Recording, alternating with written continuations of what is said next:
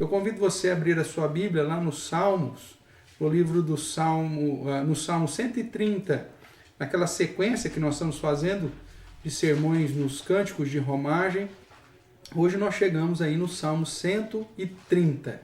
Então, convido você a abrir a palavra do Senhor lá. Nós leremos os 8 versos desse cântico. Eu vou ler, os irmãos acompanham a leitura que farei. Diz assim a palavra do nosso Deus no Salmo de número 130, cântico de romagem. Das profundezas clamo a ti, Senhor. Escuta, Senhor, a minha voz. Estejam alertas os teus ouvidos às minhas súplicas.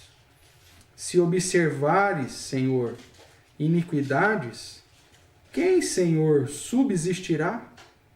Contigo, porém, está o perdão, para que te temam. Aguardo o Senhor, a minha alma o aguarda. Eu espero na sua palavra. A minha alma anseia pelo Senhor, mais do que os guardas pelo romper da manhã. Mais do que os guardas pelo romper da manhã. Espere, Israel, no Senhor, pois no Senhor há misericórdia, nele copiosa redenção. É ele quem redime a Israel de todas as suas iniquidades. Amém. Vamos orar mais uma vez. Pai, obrigado pela leitura da tua palavra e clamamos agora, Deus, no momento que vamos estudá-lo, que o Senhor, através do teu Santo Espírito, que habita em nós, nos edifique, nos direcione, nos ensine, fale conosco e nos conduza a compreender a tua vontade e, acima de tudo, ó Deus, a amar a tua palavra. Fique conosco, fale ao nosso coração, é o que clamamos em Cristo Jesus. Amém. Irmãos, o Salmo 130 é um salmo fantástico, pois trata de um assunto maravilhoso que é a salvação. É um clamor ao Senhor, um cântico anônimo, mas que aponta para algumas verdades maravilhosas a respeito da doutrina da salvação. Alguns pensam, quando se trata de salvação, que esta salvação pertence ao homem, que está no homem a capacidade de se salvar, de dar uma chance para Deus, como se Deus estivesse oferecido a salvação a todos e, mediante aquelas pessoas que desejem, essas pessoas então vão até o Senhor e tomam para si a salvação eterna. Deus ficaria então na dependência desse desejo, dessa inclinação do próprio homem. Esse é um assunto bastante discutido em teologia e que aponta para a realidade do homem. Nós vimos aqui nos textos iniciais do nosso culto, tanto em Romanos quanto em Efésios, que quando Deus nos salvou, nós ainda éramos ímpios. Quando Deus nos chamou, nós ainda éramos inimigos dele. Estávamos mortos nos nossos pecados, nos nossos delitos. Então é impossível, dentro dessa visão bíblica, que alguém que está morto, alguém que está em iniquidade, inimizade com Deus, possa, por si só, tomar a iniciativa pela salvação. Mas a grande maioria das pessoas pensam que a salvação é fruto da obra do próprio homem. Mesmo as Escrituras dizendo que a salvação é pela graça, não de obras, para que ninguém se glorie. Agora, um questionamento vital para quebrar, inclusive, esta inclinação tendenciosa de que a salvação depende do homem, está aqui no Salmo 130, no verso de número 3. Se você observar aí o verso 3, a ideia que nos é apresentada é a seguinte: se Deus observares as práticas dos homens, quem poderia subsistir? Quem permanece digno para ser salvo? É o que ele vai dizer quando diz assim: se observares, Senhor, iniquidades, quem, Senhor, subsistirá? Se Deus olhar para a realidade do coração humano, quem que pode subsistir na presença dele? Se Deus fosse olhar a nossa realidade, o nosso coração, olhar os nossos pensamentos, as nossas práticas, quem poderia tomar atitude para buscar essa salvação em Deus? Nós sabemos que a palavra do Senhor nos diz que até mesmo o arrependimento para a salvação é um arrependimento que vem do Senhor. Nós vimos lá em Efésios 2:8 que a fé, que é o modo para aplicar a salvação recebida pela graça de Deus, também não vem de nós. É um presente de Deus. Talvez a expressão dom ali em Efésios te conduz a confundir com o termo do dom espiritual de 1 Coríntios 12, mas a expressão em Efésios é a ideia de que é um presente de Deus, alguma coisa que Deus deu gratuitamente, inclusive essa fé chamada de fé salvadora. Se não é a ação de Deus, irmãos, nós não podemos nem ao menos nos arrepender e muito menos reconhecer que precisamos da salvação. E se Deus olhasse, observasse, se Deus olhasse a prática do homem, ou as iniquidades, ou o modo como agimos, quem subsistiria? Ninguém. Então essa é a apresentação aqui que o Salmo 130 nos reforça. Para alguns teólogos, né, esse salmo aqui é um salmo, é lógico que fazendo aí uma situação diferente, né, mas diz que esse salmo é um salmo paulino, porque na verdade o Salmo 130 apresenta muito da ênfase das doutrinas que o apóstolo Paulo apresenta, em especial em Romanos e Efésios. Alguns brincam que esse salmo é um salmo agostiniano, porque também defende a visão soteriológica que Agostinho apontava. E alguns ainda vão brincar que esse salmo é um salmo calvinista, né? Justamente porque a soteriologia apresentada, a doutrina da salvação apresentada no Salmo 130 é justamente a doutrina bíblica, que é a base tanto do ensino do apóstolo Paulo quanto da teologia de Agostinho e de Calvino. Nesse sentido, Agostinho, Lutero, Calvino, os puritanos, têm nesse salmo a expressão poética mais teológica de todo o livro dos Salmos. Eles tinham em primazia o Salmo 130 como o salmo que mais concentrava a perspectiva teológica da salvação. Nós vamos trabalhar um pouquinho, né, com ele. Para aqueles que conhecem um pouco aí da confissão soteriológica calvinista, os chamados 5 pontos de Calvino, né, ou 5 pontos de calvinismo, determinados no Sínodo de Dort, então a gente consegue ver essa mesma sequência na construção do Salmo 130. Vou fazer aqui vou até colocar na tela maior para você acompanhar aí, meu irmão. Quando o Salmo começa, né? Das profundezas, clamo a ti, Senhor.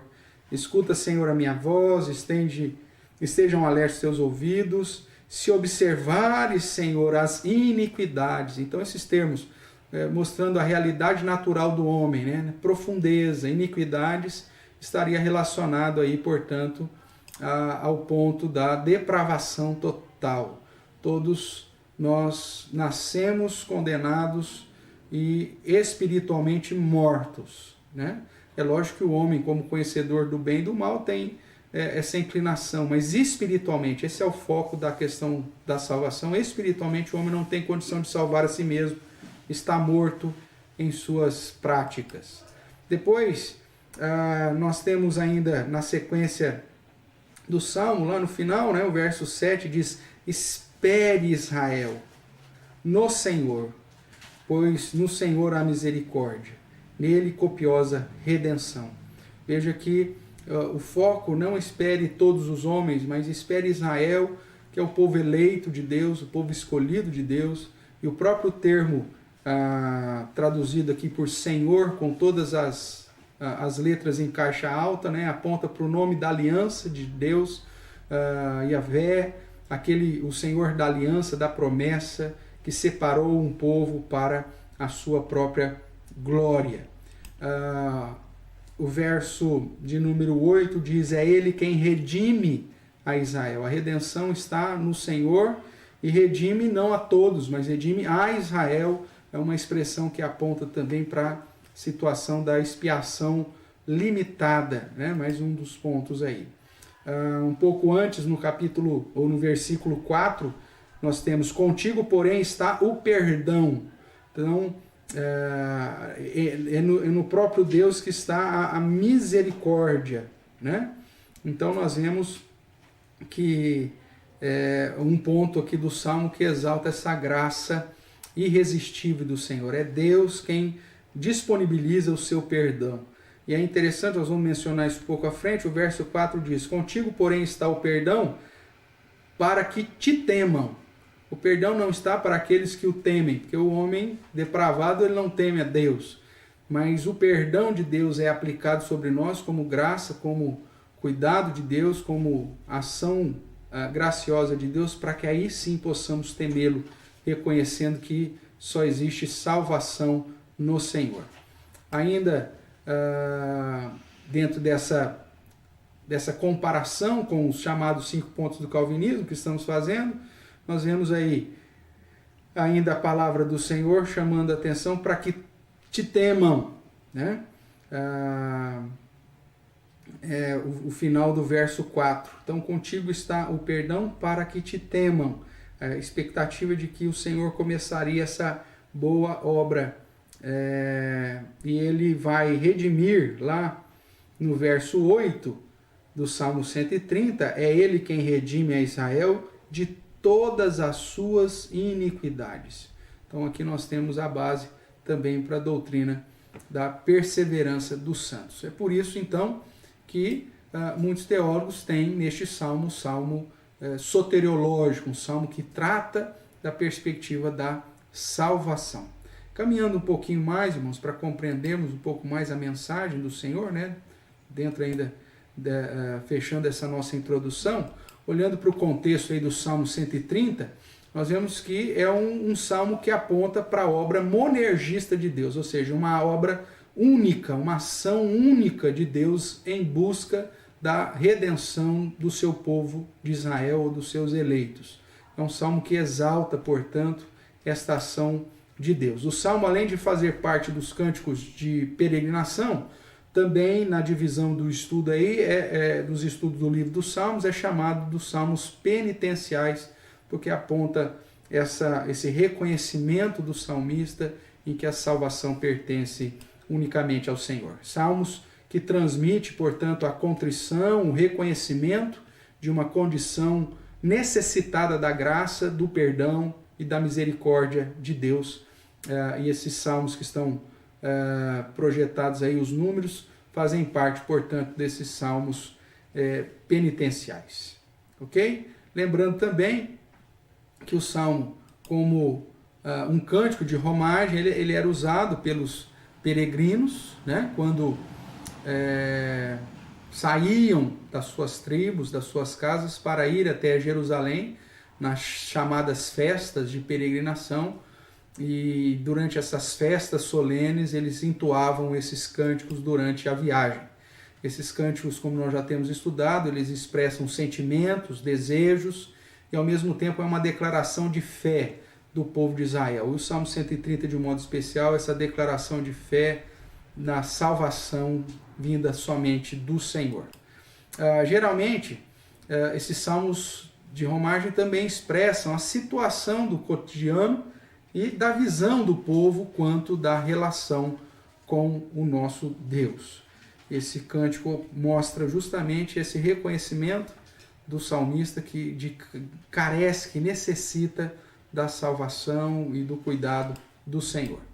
O Salmo 130, então, expressa a condição do homem diante de um Deus santo, de um Deus soberano, e vai expressar aí o seu anseio pela redenção final. Inclusive indica aí a propagação de que a redenção vem somente do Senhor, né? É Ele quem redime a Israel de todas as suas iniquidades. Espera Israel no Senhor, pois no Senhor há misericórdia, nele a copiosa redenção, e é uma ansiedade pela redenção final, né, do povo de Israel.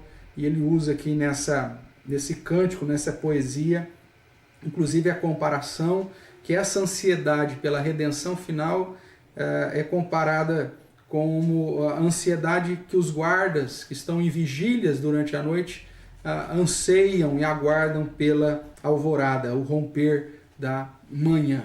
Algo que demonstra uma ansiedade para a chegada do dia, para a chegada da luz, para a chegada da redenção em definitivo. Nesse sentido, o Salmo, que é anônimo, mostra a condição do homem e nos fala sobre o tema: a Deus pertence a salvação. Somente ao Senhor pertence a salvação. É nele que está a fonte da redenção do seu povo, que ele, na sua grandeza, na sua soberania, separou para a sua própria glória. Vamos então, de um modo mais particular, sobre esse tema, a Deus pertence a salvação, ver aquilo que o Salmo nos apresenta. A primeira coisa que eu quero compartilhar com os irmãos, que a Deus pertence a salvação porque somente Ele pode perdoar. Com Ele está o perdão. Veja aí o verso 4, né? Vamos relembrar o verso 4. Contigo, porém, está o perdão, para que te temam. Deus é a fonte do perdão. Nós que nascemos em iniquidade, que a palavra de Deus apresenta a nossa realidade de morte espiritual, de inclinações para o mal, de práticas iníquas, de pecaminosidade no pensar, no falar, no agir. Somente em Deus há o perdão para essas iniquidades. Somente Deus pode nos justificar. Obviamente que Ele não faz isso sem cumprir com a sua justiça. É por isso que Jesus foi a fonte do nosso perdão. Ele teve que pagar um alto preço em nosso lugar. Mas a partir do momento que há o pagamento desse preço, um pagamento de sangue pelo perdão, esse perdão é aplicado. E Deus aplica esse perdão sobre aqueles que Ele mesmo chama. Então, contigo está o perdão para que te temam. O perdão não é para os que te temem, mas para que te temam. Essa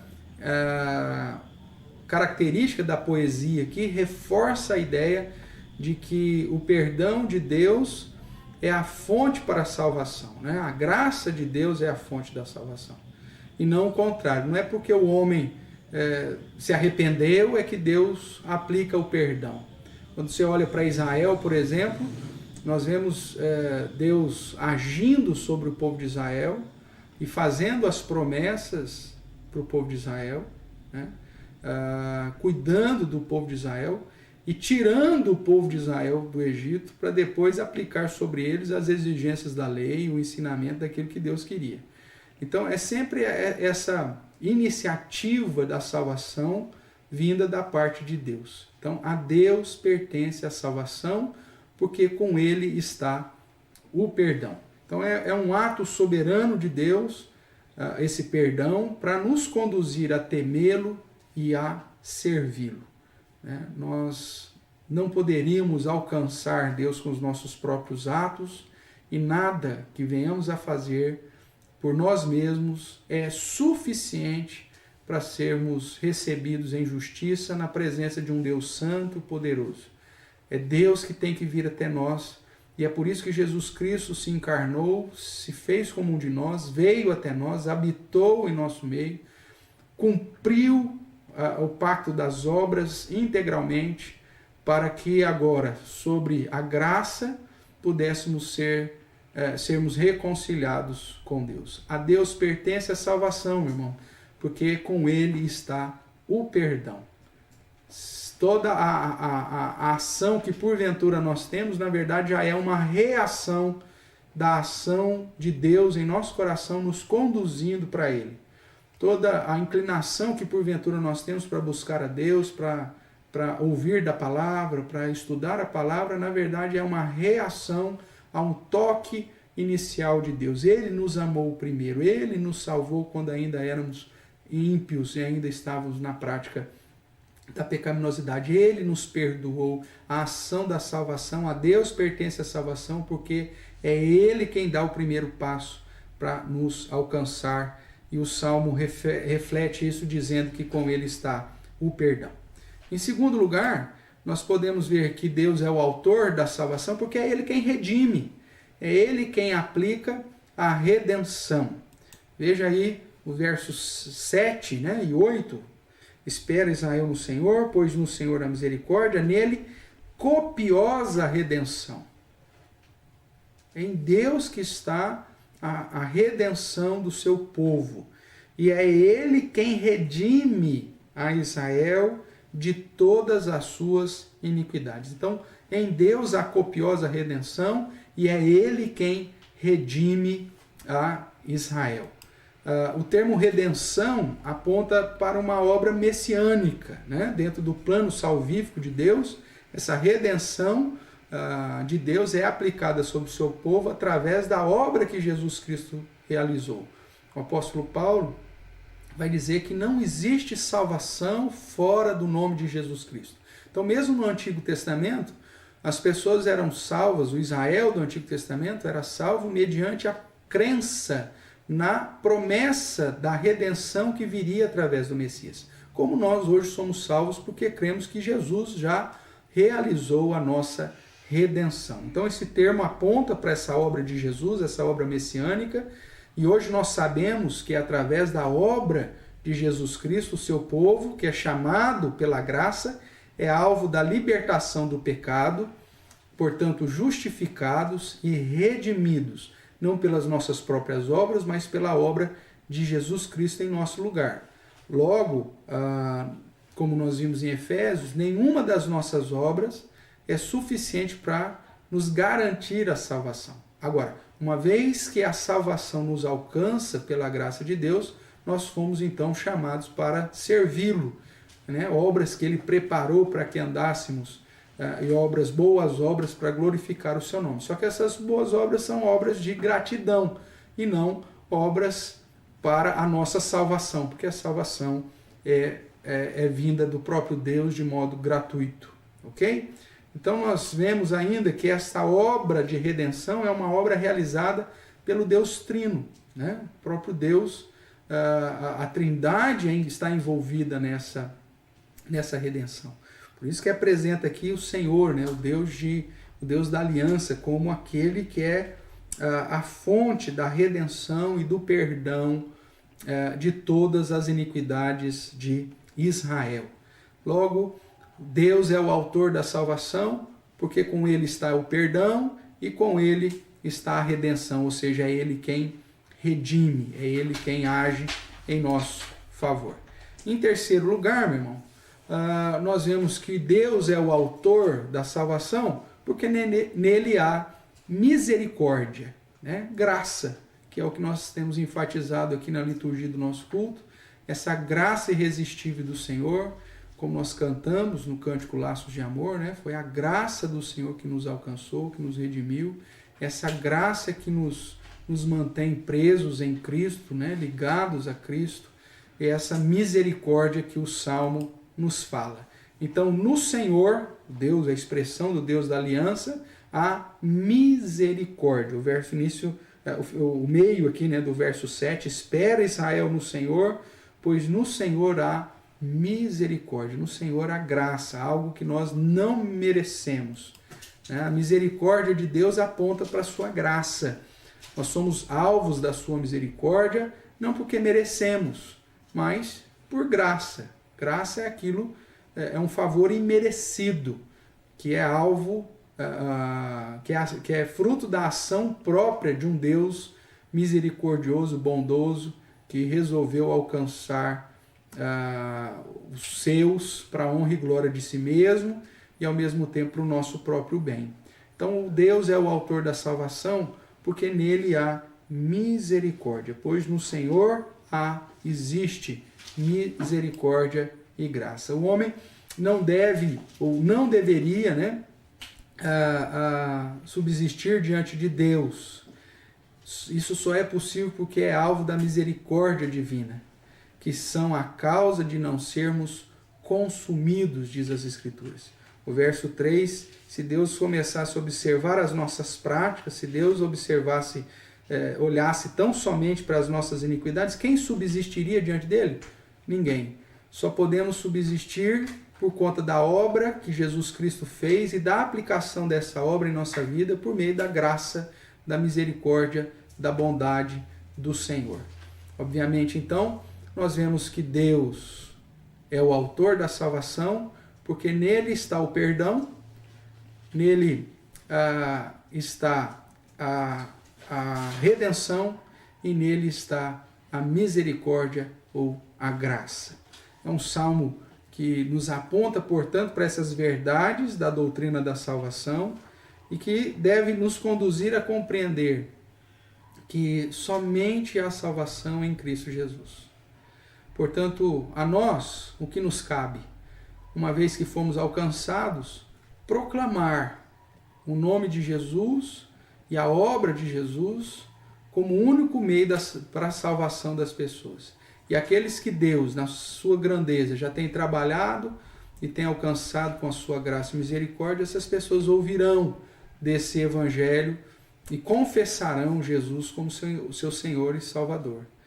A salvação, irmãos, portanto, está totalmente na ação única, exclusiva de Deus em buscar e alcançar o perdido.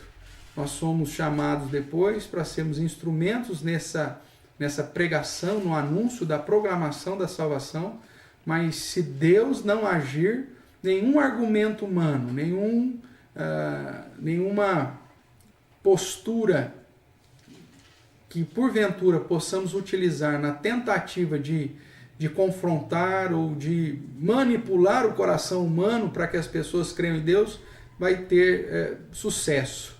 As pessoas só vão se prostrar diante do Senhor, reconhecendo como o único Deus, pela ação do próprio Deus, porque Ele é o autor da salvação. Concluindo, irmãos, nós podemos usar aí a pergunta do próprio Salmo, né? Quem poderá subsistir diante de Deus? Se Deus olhasse para cada um de nós, sem a obra de Jesus, segundo aquilo que você tem feito ou deixar de fazer, será que você realmente teria condições de ser encontrado digno da salvação? Será que existe um só homem que poderia ser encontrado digno da salvação?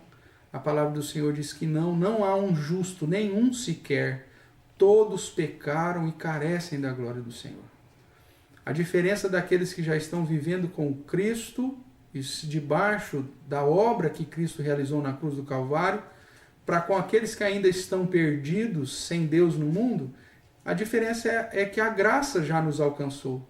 Mas antes éramos tão corruptos, tão inimigos, tão ímpios, tão pecadores como qualquer outros. Logo, a salvação não é fruto das nossas obras, mas sim da graça, misericórdia do Senhor, pois Ele é o autor da salvação, nele está o perdão, nele está a redenção, nele está a graça ou a misericórdia.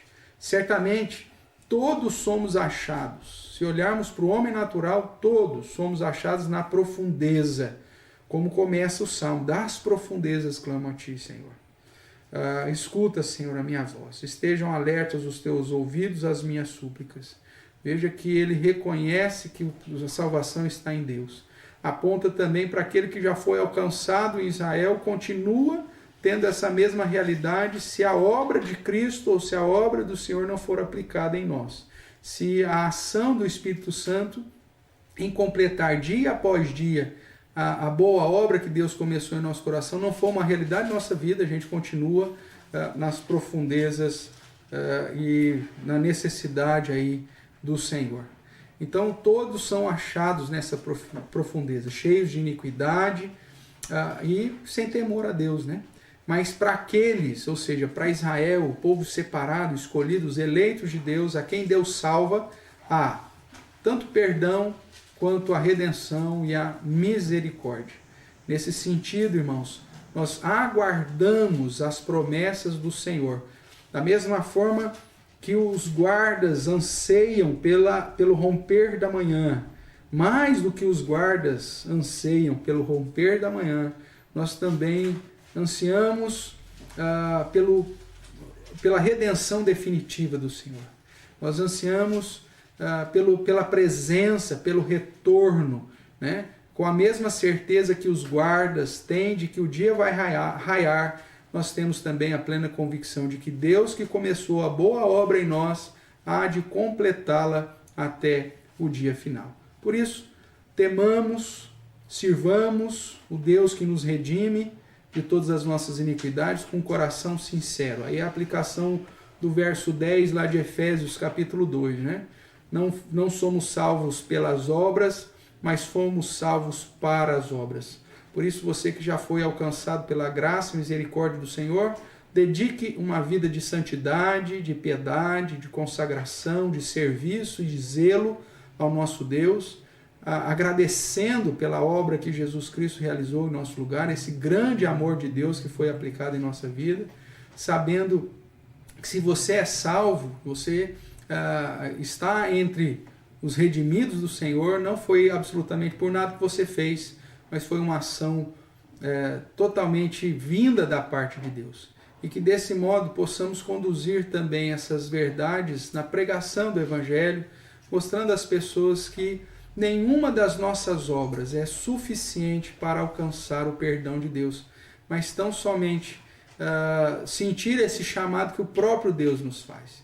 Se você reconhece que é pecador, que você reconhece que necessita do perdão, que necessita da redenção, que necessita da misericórdia de Deus, isso já é uma demonstração de que o próprio Espírito Santo de Deus já tem trabalhado no seu coração, já tem tocado no mais profundo da tua alma e tem feito você enxergar a ação benévola do Senhor em nosso favor. Nesse sentido, aqueles que desprezam a palavra do Senhor, a pregação do Evangelho, a obra de Jesus Cristo, ainda estão obscurecidos na sua própria realidade pecaminosa, carentes de Deus, carentes da luz do Senhor. A nós nos cabe orar por eles e pregar o verdadeiro Evangelho, na expectativa de que Deus, o autor da salvação, opere tanto querer quanto realizar, direcione, dirija, troque o coração de pedra por coração de carne, abra os ouvidos, o entendimento e os olhos, para que essa pessoa reconheça que somente em Jesus Cristo há verdadeira salvação. A nossa oração é para que possamos viver uma vida de gratidão a Deus, de dedicação a Deus, reconhecendo que fomos alvos dessa graça imerecida, irresistível, e que nos conduz tanto ao perdão, à redenção e o desfrutar da misericórdia do Senhor. Um perdão de tal modo que o Senhor, o nosso Deus, nos redime de todas as nossas iniquidades. Que Ele assim seja louvado. Amém?